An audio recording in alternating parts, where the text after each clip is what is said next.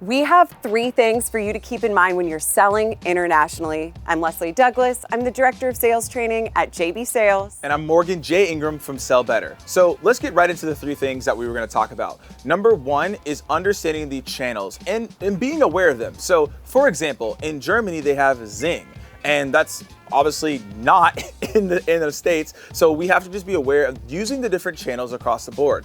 Here's another interesting thing that I also learned in India. They actually don't leave voicemails. So it's just being aware of the regions that you're in, how do they prospect and engage on those channels, and figure out what is best there, and then using that channel and then understanding that across the board. But what are some other things that we need to be aware about?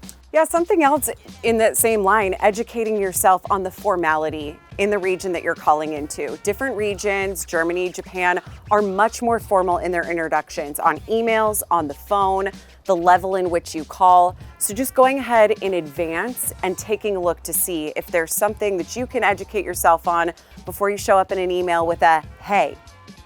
Hey, and we're gonna come back to here. So now we wanna focus on is educating yourself. And the only way you're gonna learn is to be a student of the game, and you have to be a student of the international game. And one of the best things, for an example, that I have personally done is when I am done training a client internationally, I will reach out to 2 or 3 reps to get the feedback, an honest feedback, like, hey, did I say something that didn't make sense to you? Is there a tactic that I shared that would never work in your region? What could I have done better to be more approachable? Because even coming in from the States perspective internationally, there's a whole vibe that sometimes it may throw off the audience. So I like to understand how I can get more comfortable in these different settings across the world. So I'm not just coming in with my mindset, I'm coming in with a mindset of, I understand your culture, I can speak to the things that you're doing, and that's how I educate myself and remain curious, and I even do that to this day.